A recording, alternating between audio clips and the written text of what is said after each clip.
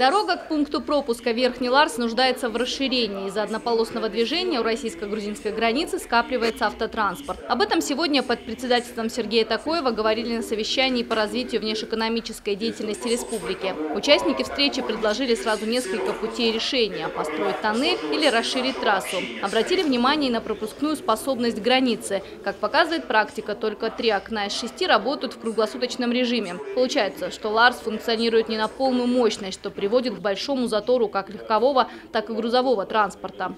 Есть, конечно, вопросы, которые требуют миллиардов, пока будут туннельные расширения, которые буквально на днях здесь министр транспорта был разговор, что, естественно, в программе нет, в программе Росграницы надо делать, но если, конечно, не говорят, если не выделить дополнительно, мы включим, это чисто бюрократические, долгие разговоры, тем более в стране сегодня бюджет не самая лучшая ситуация.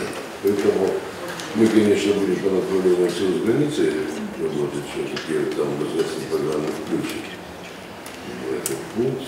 Заместитель министра туризма, предпринимательства и инвестиционной политики Александр Кукоев отметил, что на территории пограничной зоны необходимо открыть консультативный офис. Граждане, которые не владеют русским языком, смогут обращаться к специалистам по всем вопросам. Верхний Ларс – стратегически важный объект. Через государственную границу как ввозят, так и вывозят множество товаров. Недавно республика подписала соглашение о сотрудничестве и с Азербайджаном. По словам чиновника, статистика очень хорошая. Северная Осетия – активный внешэкономический игрок. Сальдо нашего внешнеторгового баланса сложилось немного отрицательно в сумме 2,15 миллионов долларов.